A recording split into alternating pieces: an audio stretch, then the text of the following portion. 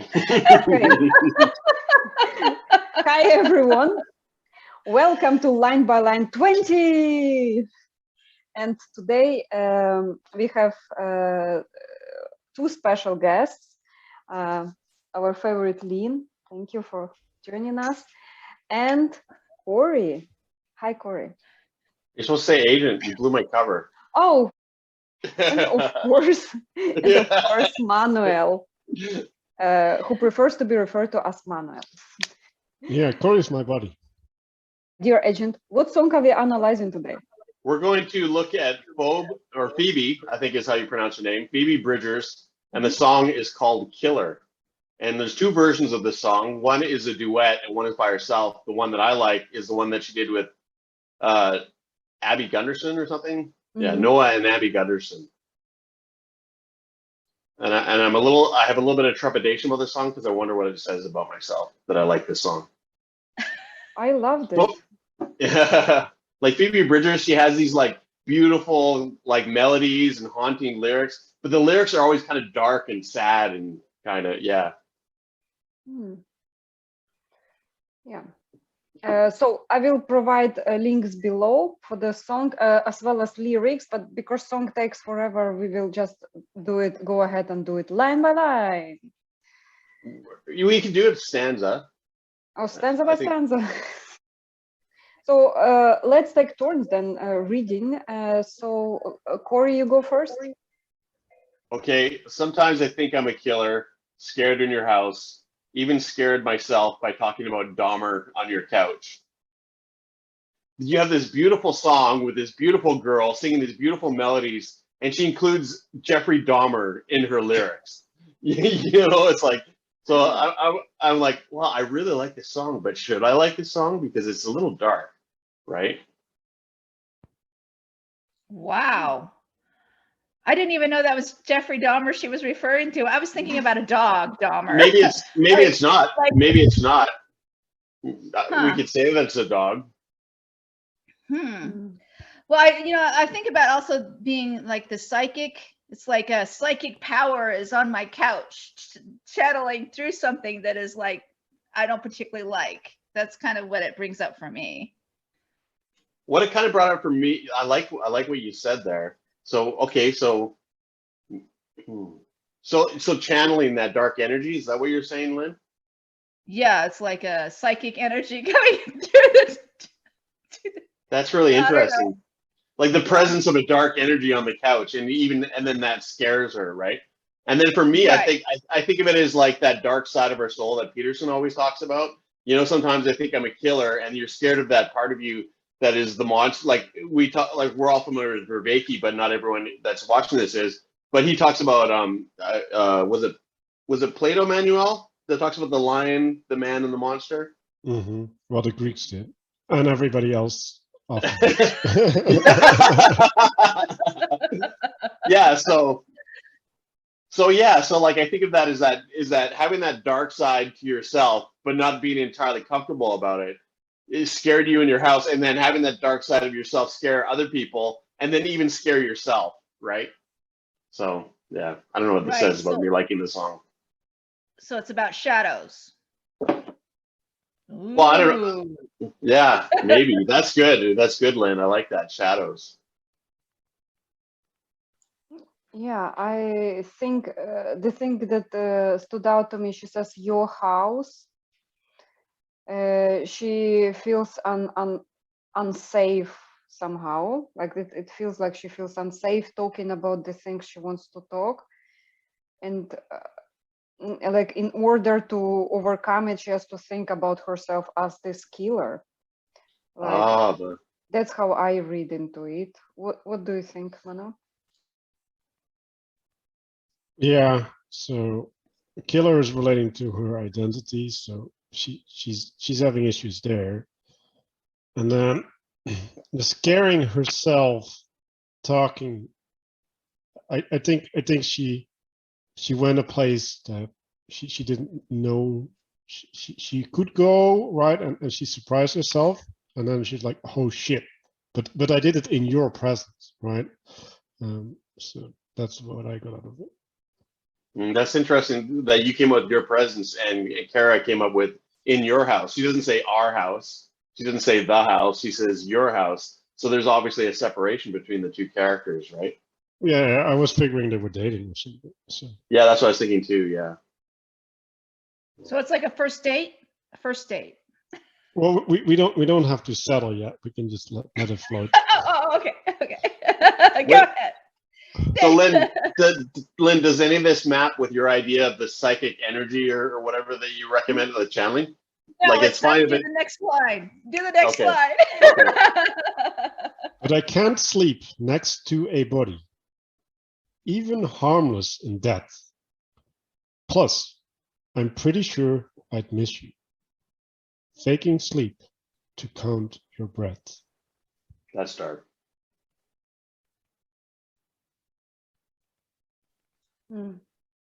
Well, I have pictures of dead bodies.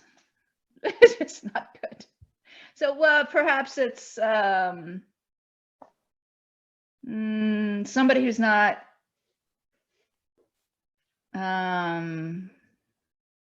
connected to reality. It's like they're in their own little world and there's no way that you could reach out to them. So you like go into a meditative state or go into yourself for peace. That's kind of where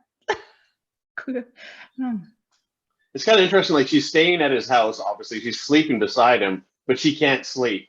And then her mind goes to the dark place. Even if you're harmless in death, and then she says, "But I'd miss you." So she's awake and she's listening to him breathe while she's sleeping, while she's in bed with him, right? or snoring very, very loudly. So I feel like the harmless in death is relating to the not threatening element, right? So even if there would be no physical threat coming from you, I still feel threatened by your presence. Like I'm getting anxious because I have to relate to you. But she's also saying, well, like I don't want to be without you, right? Like I'm pretty sure I'd miss you. Yeah. And so she, well, the way I look at it, right? Like if you're counting someone's breath, there's two things that you can do, right? Like one of them is when you're completely in love, and the other one is when you're really anxious, right? It's like I need to be aware. I need to pay attention. I need to stay on top of it because something might happen. Yeah, like what could happen to him? Like counting the breath, maybe like a fear or an anticipation that he would stop breathing, right? Like yeah, or he might like shift his body and put his arm around her or whatever, and then she'd have to deal with that. Lynn, anything coming up for you? I got a bunch actually that came up. Fear. There's a component of fear. That's all fear. Okay, I gotta not laugh because it's afraid. I'm scared that I picked this song and it might be on the internet. No, it's not. I love it. It's actually there is a thing where partners would fantasize about another partner's death. Like there are even comedy beats about it, right? Because the other partner doesn't want to let go of you, like at all. So your mind actually thinks that the safest, best way for you both to part if your partner dies, like, and so a person's like actually breakup may be more harmful to the partner than death itself. So what I read in this line, that she's like lying in there and she's like, oh my God, him without me would be like worse than death. So like as mercifully, like she's fantasizing to be free. But first of all, she said it's his apartment and she would miss him, but she kind of wants to be free. So apparently this relationship is not, like she's not happy in that relationship. She wants to be out of this relationship, but there are reasons for her not to part normally but she was like, the best way for us to part would be if he dies. And then she thinks she's a killer.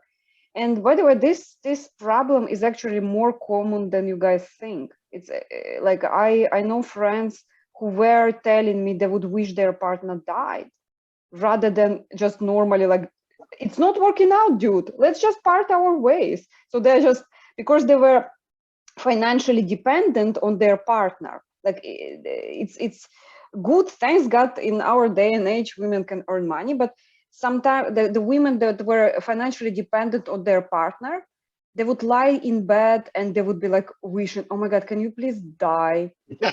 Because like it's actually, it's not uncommon. That's why I would encourage everybody to be with their loved ones for not financial reasons, about fucking love.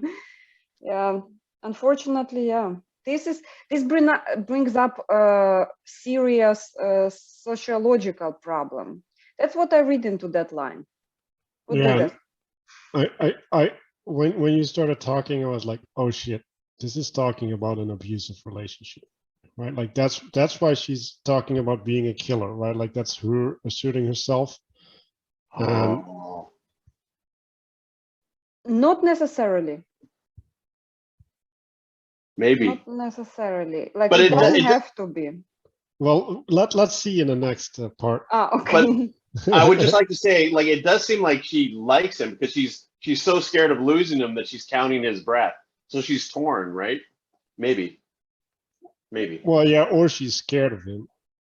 But yeah. Oh. Well, I know example where a lady was actually in a wonderful relationship with a man who loved her dearly, yet she was like, can you please die? I want to be free of this relationship. Like, and the guy was just clueless because he loved her so dearly. Can the killer in me tame the fire in you? Is there nothing left for us to do for us? But I'm sick of the chase. But I'm hungry for the blood. And there's nothing I can do. This kind of maps with what Manuel was saying. Like, I originally thought of it as like the killer in me, that darker side of myself, taming the part of you. But now it sounds like, can the killer in me tame the fire in you? So maybe there is that anger in the lyrics after all. And then I don't know whether the sick of the chase of like the relationship, I guess. But I don't understand, like, she's sick of the chase, but I'm hungry for blood. I don't quite understand what that means. Like, is that anger or I don't know. So blood, is blood love? Is blood love? Might be. I don't think the blood is love. I'm hungry for blood is the tearing up, right? Like the drawing of blood is where I get. So what I see is she's asserting herself, right? Like trying to find the solution, right? Like I can be the solution, and then no, it's hopeless. And then the chase is going around fixing everything. And now she's like, okay, like something needs to happen. That's the blood. And then she's like, but I'm powerless. Like there's nothing I can do.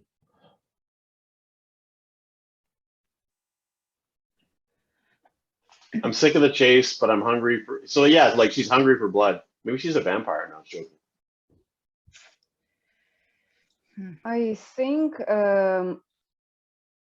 I think it's that they're fighting all the time, and the only thing is left for them to do is to fight, and the chase would be maybe this ideal good relationship that she's hoping for. And so she's like, I'm not just pretending that I'm chasing this ideal relationship because I want to fight. I'm hungry for blood, and that's who I am. So I think she's the abusive one in that relationship, actually. Like that's what I don't read negative aspects in him, but actually in her. Like she's so tired to pretend like everything is okay, that she's like inciting fights. And that's what she says. I'm so hungry for this blood, and there is nothing I can do, and I'm sick of the chase. This means she doesn't want to chase this ideal relationship. She just wants to fight, and that's what she means, I guess. Yeah, I could see that. Like, but I'm hungry for blood. Like maybe she's angry at him. She's sick of the chase, but she just sticks in it for just to, I don't know. Yeah. Yeah. Yeah. I think about people who are addicted to pain. It's like they don't know what positive love is versus negative love. Not that love is negative, but it's like somebody who doesn't know the difference. And so it's like you seek suffering because that's all you're used to, and that's all you were raised with, and that's all that you were conditioned throughout your whole life. And then so it's like this is like bleeding over into that situation. So that's what that brought up. That's really good. Yeah, it's really good. So basically, normal life makes her feel bored, and so she tries to incite the thing that is familiar to her, which is fighting and blood, and that's why she feels like a killer. Wow. Yeah, and that relates to the chase. Like when you're chasing someone in the initial part of the relationship is different than when you're in the relationship fighting all the time.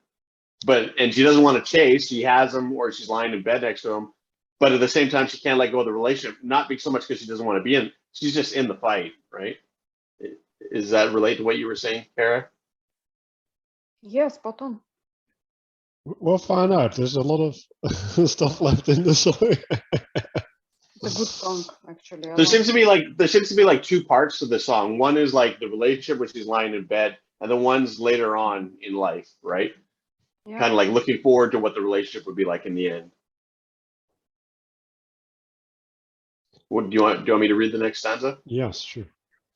So, but when I'm sick and tired, when my mind is barely there, when a machine keeps me alive, and I'm losing all my hair. I'll read the next stanza too. I hope you kiss my rotten head and pull the plug. Know that I burned every playlist and given all my love. Wow.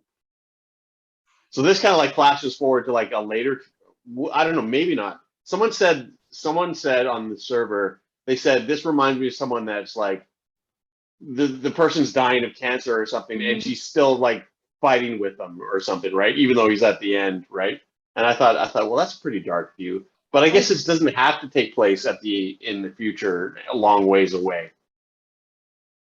No, I think she actually thinks that the guy that she's with will be the type of guy who would stick with her even when she hates him, sick of chemo and everything, because she's so full of hate. She already can foresee the dark end, like, or the dark future for herself. And she does see that guy will stick with her anyway, regardless of the fights. Is he in the machine? She sounds like she's in the scene. I hope you kiss my rotten head. Yes, so would it be she's her? In the machine. Oh. She's the one who is being in chemo, and she says he's the type of guy who actually, because that thing where a woman dreams to murder her partner, it's usually in the relationship where she's loved too much, and she's like wants to be free, but the only way for them to be free if she murders him, basically, or something. And then she's sorry. No, it's okay. Yeah, that's really dark. Like she stays with him until the end of her life when she's in chemo or dying of cancer, and she wished that he just died somewhere along the way. And now she's here at the very end, and she still like doesn't want to be in that, and she's spent her life. And then every playlist, and now that I burned every playlist and given all my love. Yeah. Yeah, that's the interesting line for me. What does it mean to burn a playlist? A playlist reminds me of like a routine, right? Like a pattern that you're in. Well, for me, like I like well, because I used to do a radio show, right? And it may be resurrected, but like so each show would be like I would make a playlist for the show, right? And each of these playlists, or like when you make a mixtape for a girlfriend, do you remember those days? You know, you like a girl and you're like, oh, I want to get her into music. I'll put all these favorite songs on, and then we'll go on a road trip and listen to the Lynn's nodding. I can tell that she knows, right? Oh, I have a good story. Sorry for diversion. Actually, a guy stole my MP4, stole it, and then I was putting out all the flyers at work.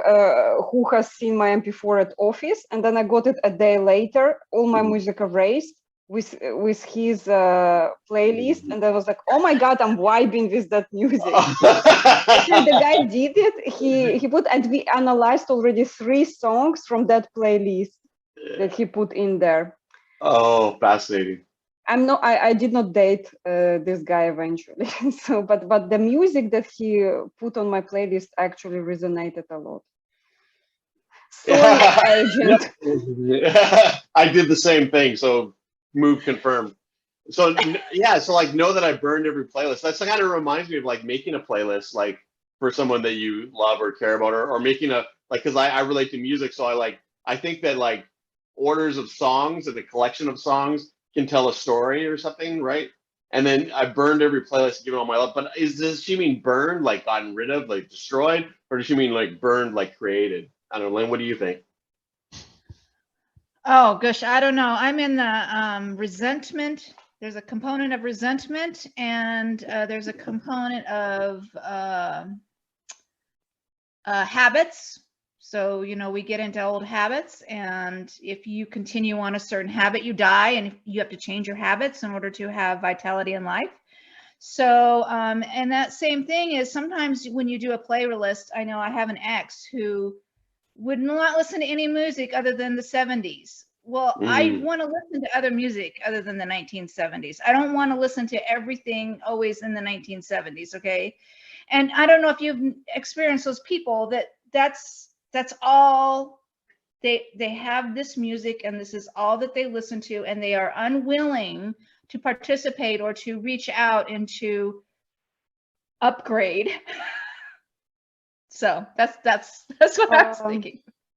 Actually, I think that line as well could mean that deep inside she wants him to be beside her, but she wants him to kill her, to pull the plug, because she wants to be free and him to free her. So first she fantasizes about killing him. Now she fantasizes of the way that she could die. So she actually, it's either him or her. One of them has to die in that relationship. So, and that she says, but when you pull the plug out, remember that every playlist that I like is there burned somewhere. It's like the wheel that she left. Like the only thing I can leave you is the playlists, every playlist with all my love. That's how I understand this line, if it makes any sense. So I really like what you said there. I have a question for you each. Do you think she loved him? Yes. Lynn? She loves him. Manuel? She says so. Like it's right there. No, all the women who want to murder their spouses, like they all love them so much, because to end relationship in a normal way would mean to get a divorce and to see your partner get a new love, get a new life, and that fucking hurts them. So they would rather see him dead than to get a new life and think. And this is a way of loving, actually. Like this is a twisted way of loving for them. And I do actually have a friend like that. She confided me, like she loves her partner dearly, like massively, but she would rather see him dead than to be with somebody else. And then she would rather see herself dead than to see him with somebody else. And this what she says, no. And when you pull the plug, just know that all the playlists, because that's all she can give, apparently it's his apartment, she's poor. So that, like, I can give you all my love through that music that I put in. And you said she's a music writer, so I guess that's the way sensitive types work. So I cannot see the burning as a positive thing. Like, I think the burning is getting rid of, like No, burn to burn playlist. It's like she burned onto something. Like it's a on a linguistic CD, thing. like Yeah, then we have to check the she time has when a that song was stock of written. CDs. So Manuel, what's alive for you in this stanza? Well, I think burning every playlist means like I have tried every way that I know how to reach out, right? Like a playlist is a way of communicating, right? So and burning through something is, well, like you've exhausted it. Mm. And that connects to giving all my love, right? Like there's no more to give. Like I'm at the end, which is good, right? Because if you're at your place when you're dying, you want to know that you've tried everything. What do you think, Lynn? Like, what stands alive here? I would agree. I think it's time for the next line. Next line, please. Okay. Not that I can read it or anything. I could try, but no. Sure. So I think it repeats the chorus right here. No, it's different. Is it? It is. Yeah. So it's can the killer in me tame the fire in you? I know there's something waiting for us. I'm sick of the chase and stupid in love. There's nothing I can do. So the two things that changed is, I know there's something waiting for us. Is there nothing left for us? Right. So now there's a positive spin, and then I'm stupid in love is replacing the hungry for blood. Yes. So the development is that on the second stage she would rather die, but wants him to know. I do believe, still referring to that line, that it meant burning playlist. That means she would she would leave behind all the playlists for him, so he would understand how much she loved him. In the killer in me tame the fire in you, I see it as if he recognizes that she's a bad person, would he stop loving her? Like, that's how I see it. If you see that I'm so bad, please stop loving me. Like, I still see it as a fight, and she's feisty. Like, you know, like he's angry or he's got a lot of fire, and she's got the killer instinct. So, like, you know, she probably lashes out at him or whatever.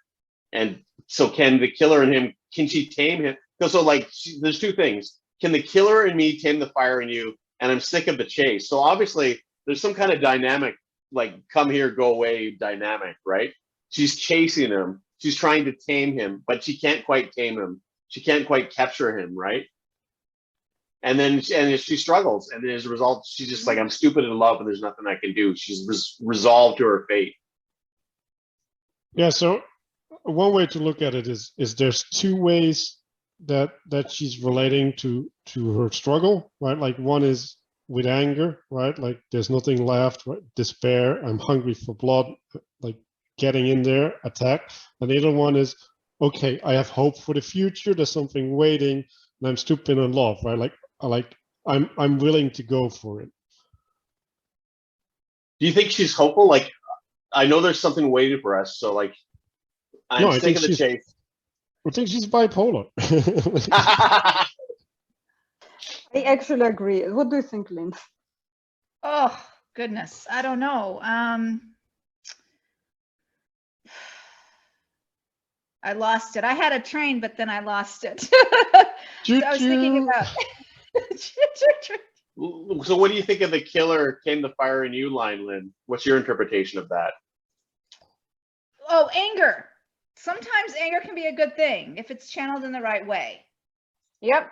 So I guess it would be the relationship to her relationship to anger and channeling it in the right way. That's kind of, it's like having a choice between going into the resentment mode. I guess that would be stuffing the anger maybe, Yeah. or participating in life and using something with that energy, using something with that anger. And what do you think of the chase? So there's infatuation and burning off wood and helplessness and chasing a goal. So that would be a goal or a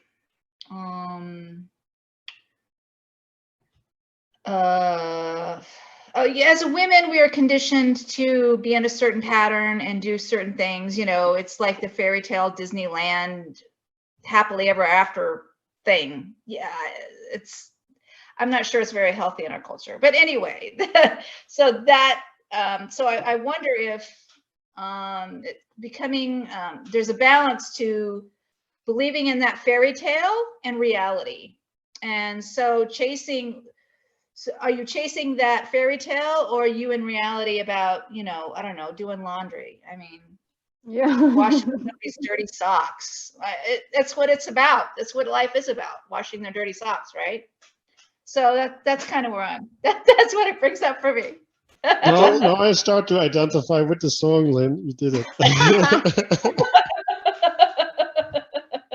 Linda has So- always bringing us down to earth.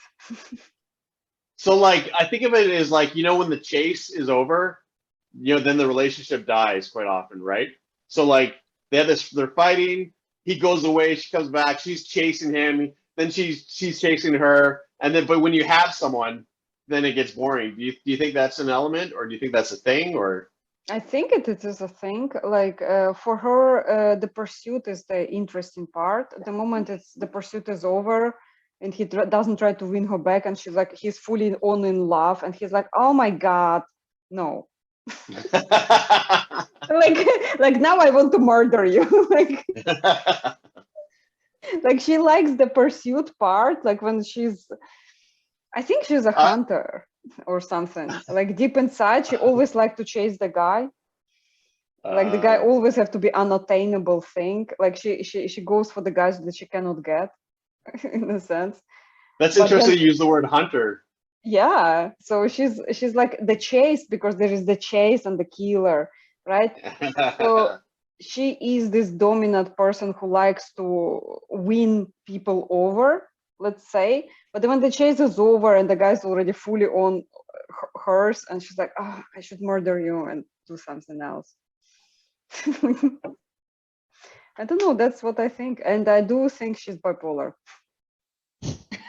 Like, or borderline. Might be a borderline as well, because she definitely loves him.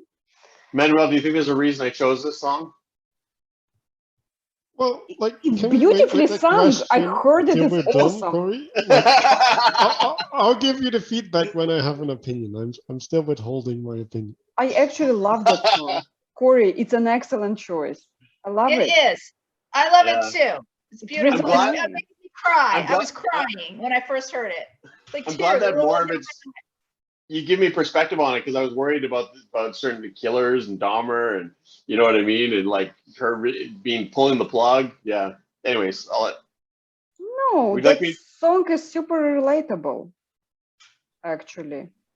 Like, Let's see if it stays that way. Nothing Okay. ever comes like it did when you were in it.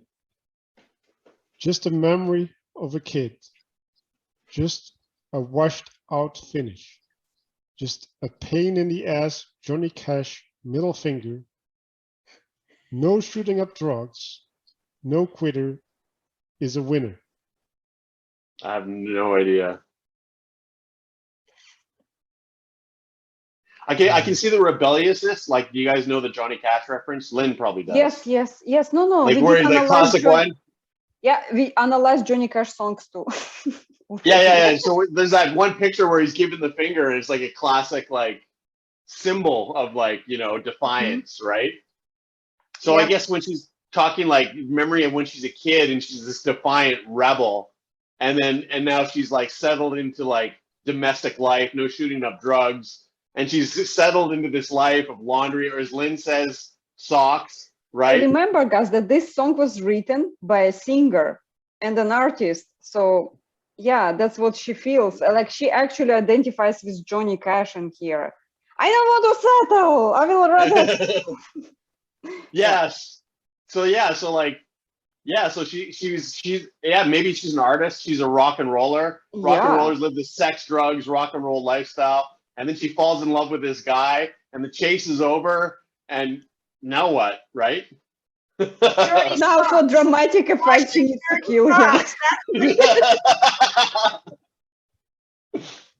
Yeah, that must suck. Okay. Always told you, Manuel, that dating rock stars is a really hard thing. People should get normal girlfriends. Rock stars are amazing as people. They are these wonderful human beings, but for dating, no. They will dream of killing you. So that's my personal dating advice I got. What's that? Right there. Don't date the rock star. Yeah. Exactly. What do you think, No Glenn? quitter is a winner. You're a rocker. What do you think? No, I was just thinking about the generational difference. I mean, baby boomers is Johnny Cash's generation, and Gen X you two too. are- you and I are Gen X, and We are millennials. Manuel are millennials. I believe. Yeah. So We are the worst. that's what I was thinking about. There's the generational difference between the two, the three generations: Johnny Cash, baby boomer, and the other two. You know. The millennials. But I think like that. I don't want to be identified by my age. Thank Lynn, do you agree with this? Now, Johnny Cash, a lot of like millennials or later kids, they can't relate to Johnny Cash as an artist or his songs, but that picture is almost like Che Guevara t-shirt. Yeah. Like I remember like a millennial, you know what I mean? Where he's like, giving the finger, right? Like, Yeah. Yeah. so like, can you The relate to that, resentment to Kira, Manuel? establishment, resentment to establishment type stuff. Yeah. Actually, the rebellion is the thing that moves progress forward. Like the moment you will see something wrong in society and you rebel, that's the thing that actually improves lives. Kira, Yeah, or like, destroys them. Oh my God, hashtag stoicism. Let's get stoic perspective.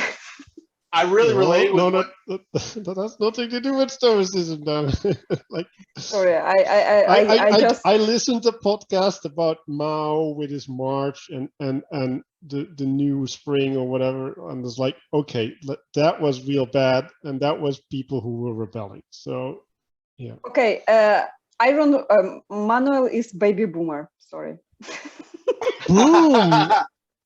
So- I get poisoned the mood.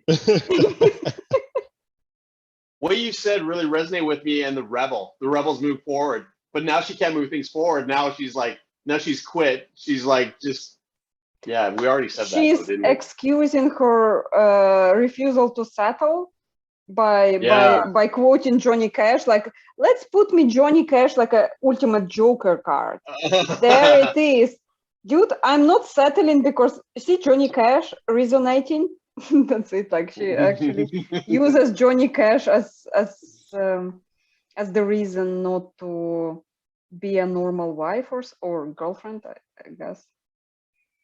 But she definitely loves him. I can see from that song. So that last line disturbs me. No shooting up drugs, no quitter is a winner. I'd love to hear what each of you think of that. Lynn, maybe you could start. Oh goodness.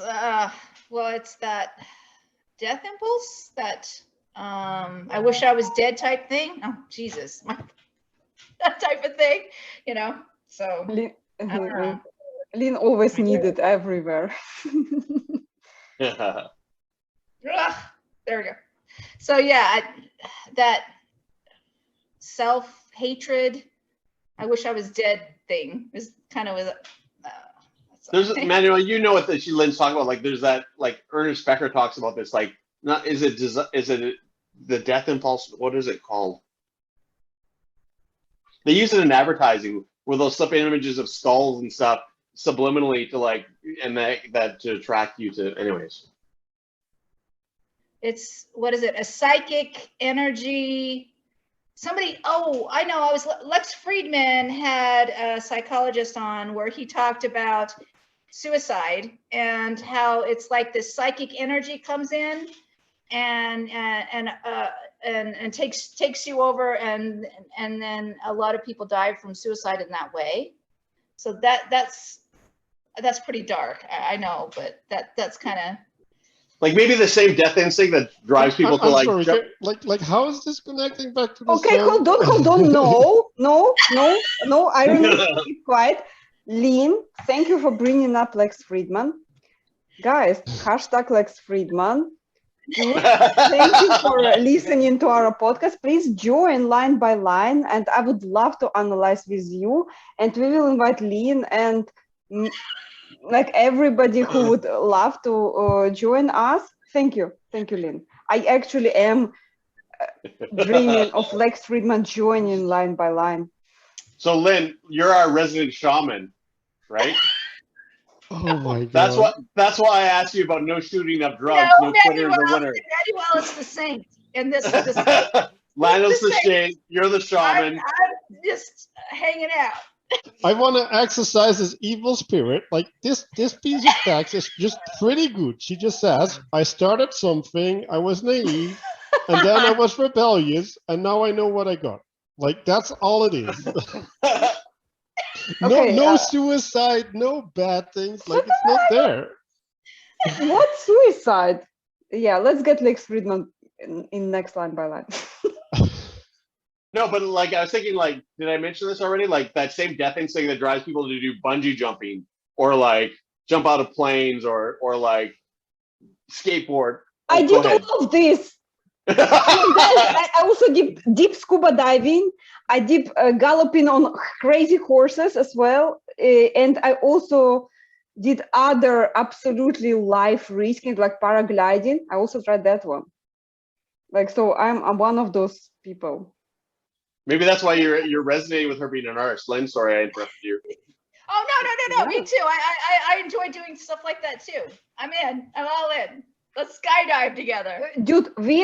Lynn and I are spiritual sisters. We actually are like doing things together, but just like on the other sides of the globe. That's why we connected. Thank you, Lynn. And you both matched. Yes. We actually did not talk to each other, and we both showed up wearing yellow because that's what sisters do. They read each other's mind. Thank you, Lynn. Again. Very welcome. Anytime, girlfriend. Does anyone want to go on to the next line and read it? You want me to read it? Yes, please. I'm so uncomfortable with this. Like there's so many things going on that I'm not okay with.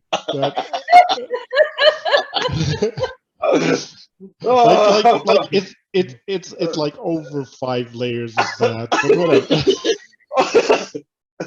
whatever. Okay. Nothing ever comes like it did when you were in it. Keep nothing for yourself like a stone cold killer. Now you're passing your people like a ship in the night, looking to every stranger for a fight. So that's the other side again. The killer side? What would the two sides be, Manuel? Well, one is a lovey-dovey, hopeful, giddy, and the other one is, yeah, you don't want to meet me in the dark alley. From the video, that's the part that the guy sang. And he felt every line of that song.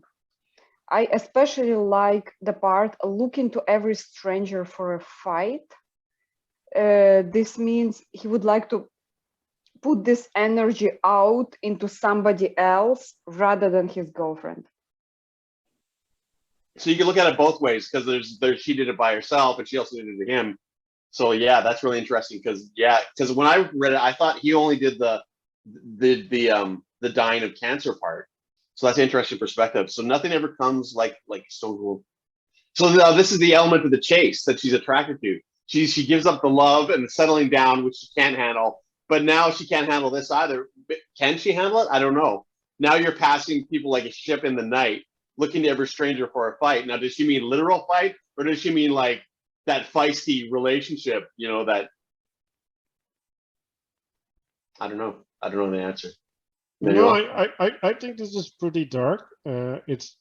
It's detachment, right? Keep nothing for yourself, like a Stone Cold Killer, right? So no attachment. Like you're ready to do anything. You're ready to move everywhere. Like this readiness element that I get there. Now you're passing your people like a ship of the night. So you didn't give up physical things. You also gave up relationship. Like you just zoned in, right? Like you're in there for the kill, right? Like this is like a sniper laying 3 days in waiting for the general to show up, right? Like that's where I go.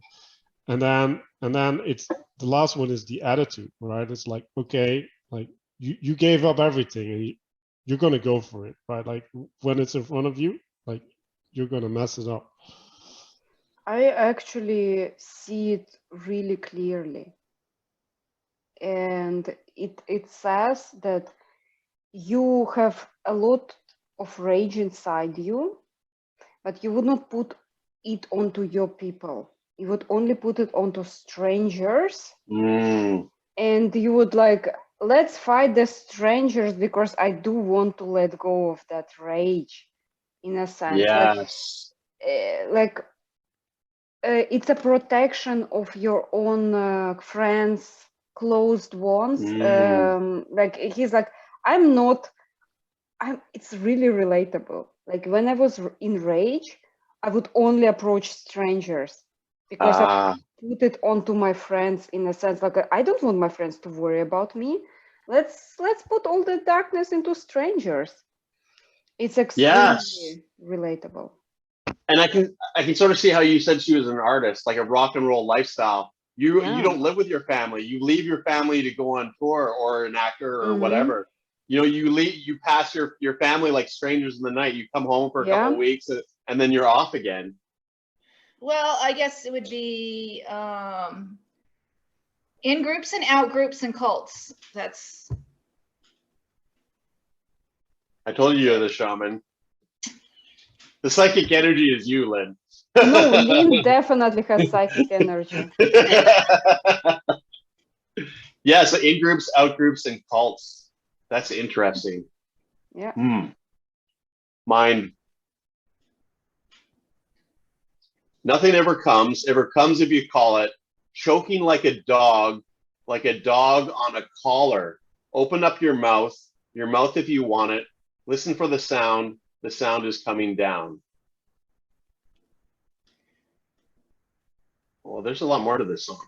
I don't know, should I continue the next time? Would leave it at that. Yeah, it's funny because it's weird. Synchronistically, a moment ago when I was talking to Lynn, I noticed her dog walking behind her. And this kind of reminds me of like, you know, kind of like she's stifled in the relationship. She's stuck in this relationship, and like a dog on a collar. Like the dog wants to be free, choking like a dog on a collar, right?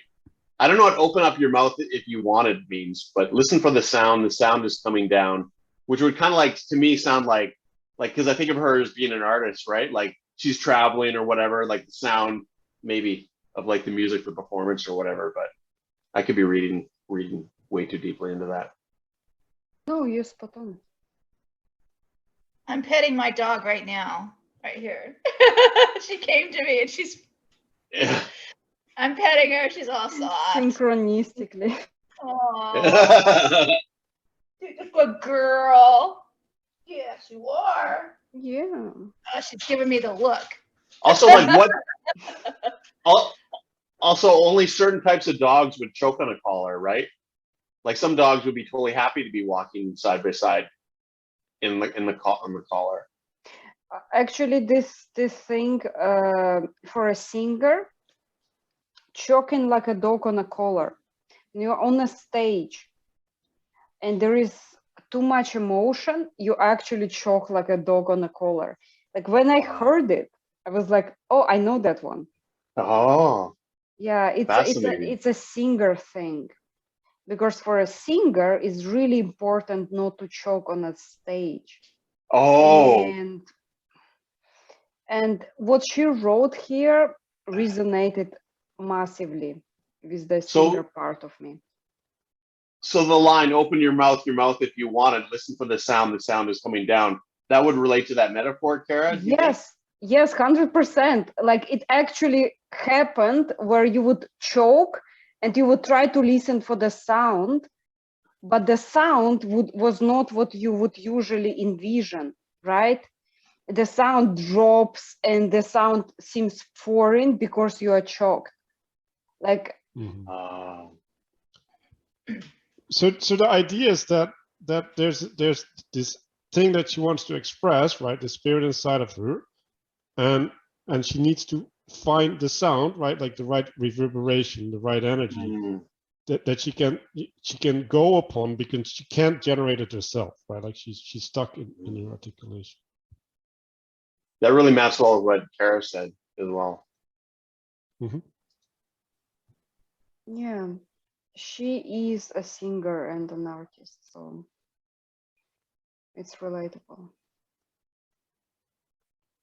Beautiful song, Corey. So would you like me to read the next line? Sure, or unless Lynn wants to add something. Lynn, do you want to read it? Don't make me, please don't make me read. Okay, okay, Corey. But we will let our resident shaman speak first. So I'm going to speak slowly and do it slowly. Okay, I'll try and okay. I'll channel it. hoping that you like how you're living, relying on the kindness of strangers that you will be forgiven. How many times will you shit on what you're given? How many times do you shut up and listen? Ooh, that's harsh. This is about redemption. It's about redemption. That's kind of where I got. It's about redemption.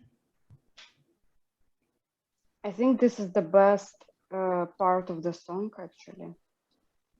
Like, really? Yes, those lines are the most relatable lines. I listened to those lines with a friend today, and he was like, that actually like a knife through my heart, that line. And when I listen to it, it's the part that mostly relates to artists, the people who are like artists are people who are not able to function in society like normal people, and they don't see the world the way others do. They only see, like, they have to rely on others to tell them how the world is, in a sense. But in return, they would provide artistic kind of expression, in a sense. Yeah. That's an extremely relatable line. And artists also rely on the kindness of strangers, like they have to sing for their supper, right? Exactly. But the line, and then the line, relying on the kindness of strangers that you will be forgiven. I guess in the initial stage of that lifestyle, you would have to rely as an artist, like they rely on the kindness of strangers, right? Like couches to sleep on or whatnot, or and then yep. But I want to bring in, right, like looking for every stranger for a fight, right? Like looking to every stranger for a fight. Oh, yes. So he's having this really harsh relationship with the people around him that he doesn't know, and he's transgressing, right? So his lifestyle, the way that he's living, is imposing upon the people around them, and then they're still being kind to him, right? Like they forgive him, and then they give him things, right? And then he's like no, like I don't need anything, right? Like I'm a stone cold killer. Like I don't care. Oh, right? Yeah, but this is the way artists are. So yeah, but they rely I'm just on others either for a fight or for help or redemption, and for forgiveness. they're the people who are in service of others, in a sense, right? So they would entertain others, they would adjust their act to see how others reciprocated. They're always forever servants of other people. So I was thinking like, okay, like I don't know, I'm not a singer, like compose a little bit, but like I was thinking like you need those fights and those redemption arcs and those struggles to fuel your art. I'm wondering, does that map into it? So like if you didn't go through that pain that she went through in that relationship, she would have no songs, right? Like the song wouldn't exist. Like and then there seems to be a gratitude component. How many times do you shit on what you're given? So does anyone want to touch on that? And like the forgiveness is straight, but I really like what Manuel went when Manuel rated the looking to strangers for a fight, and then here strangers that you will be forgiven too. So maybe someone could tie that all together. Yeah. Lynn's deep in thought. No, I don't have anything. No, I don't know. It's Let not. it blow. It's not. People sacrifice, okay, and there's some people who have a lot of sacrifice and they've put a lot of effort into something, and it's about what is sacred and what isn't. So it's like, you know, do you value the sacrifice that others have made for you, or do you there's a selfish component, or do you just take it fuck people over instead? So Right? Do you even see it? Right? I mean, you don't see the sacrifice.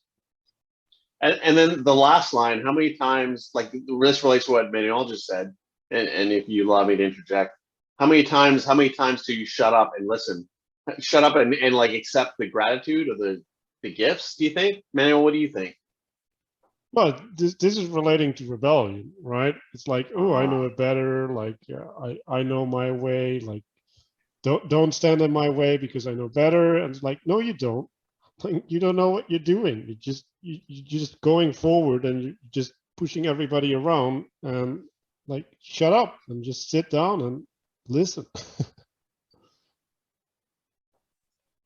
Like, but that's the desire that she put in there. She wants to shut up and listen. She does. You know, this reminds me of, there's a scene. Have any of you seen the movie called Barton Fink?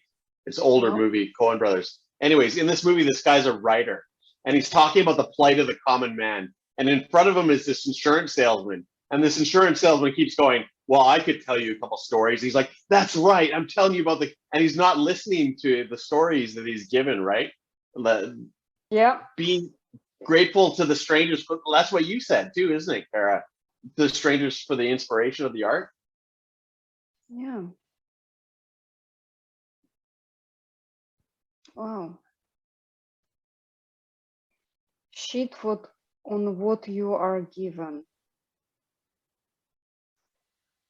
So shit on what you are given is the talent. Actually, artists always modest about their talent. Like, not always, but sometimes they are like, they feel like they're cheating. Because if they're talented, they never worked for it somehow. And shit what you are given, this means not realizing your full-on potential. In a sense, how many times would you shit on your potential, on your true self? How many times till you shut up and listen? So like, I think of like all the people that support an artist. You know what I mean? Like the artist it like has all the support. Like without the patrons, there would be no artist, right? Because you said that an artist was a servant. Anyways. Because artists don't actually have a job. Like, there is no job an artist, right? Artists are those people without job, creative people who create shit. And there is no place in the society to reward it except people like, it's like a basking, like you're basking for people, and like you see if they drop a coin, in a sense. I know a lot of good singers who actually around the corner just singing their hearts out and to see if a stranger drops a thing. And that's what artists are. I hope in the future it will change and artists will be rewarded for the art in a self, because artists put a lot of time in their job, but it's not well paid. I was worried about this song, to be honest, that I picked it, that I liked it, because like there's some pretty dark references, like the killer and the Dahmer reference, and then the sad ending reference. You know, like I thought of that, like the chemo reference and stuff.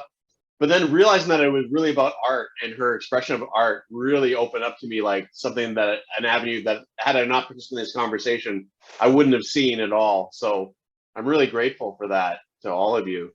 Thank you for bringing it up. Like it's an amazing song that I can get behind, and I love it.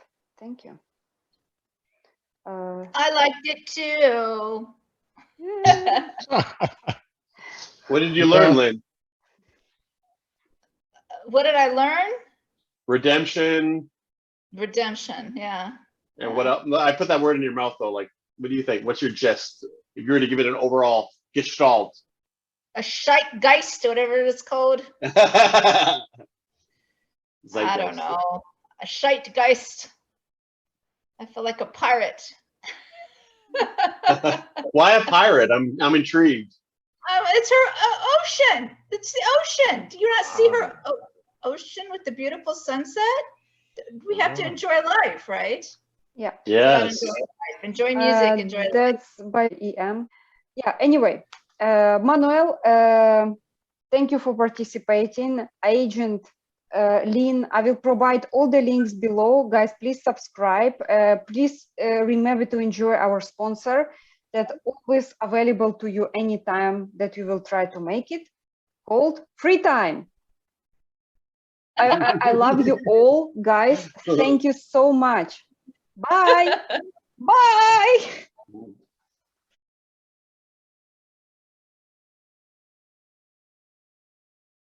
You are a millennial, like, dude. You actually like. I can glue a man bun onto you. You will be like perfect millennial.